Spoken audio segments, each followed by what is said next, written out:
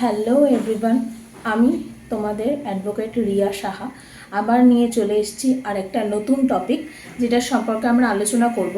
আগের দিন আমি বলেছিলাম যে সেকশন 63 বিএনএস মানে ভারতীয় ন্যায় সংহিতা, তো সেকশন 63 এখন আমাদের রেপটাকে ডিনোট করছে।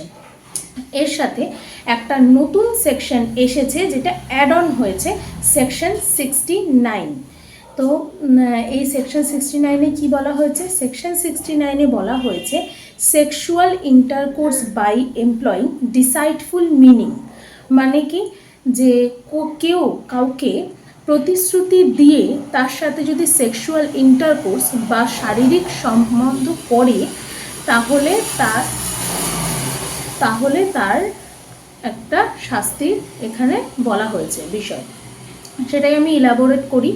যে sexual intercourse by employing deceitful meaning, এটার মাধ্যমে এটাই ডিনোট করছে যে কেউ কারোর সাথে চাকরি দেওয়ার প্রতিশ্রুতির বিনিময় বা যে কোনো প্রতিশ্রুতির বিনিময় যদি শারীরিক সম্বন্ধ করে তাহলে সেটা 10 বছর মেয়াদ অবধি জেল হতে পারে, তার সাথে জরিমানা।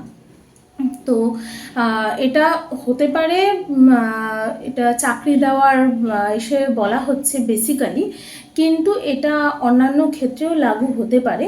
কিন্তু এটা বেসিক্যালি তৈরি করা হয়েছে চাকরির জন্য। যদি কেউ চাকরি প্রতিশ্রুতি দেওয়ার নাম করে কারোর সাথে শারীরিক সম্বন্ধ করে তাহলে এইটা লাগু হবে।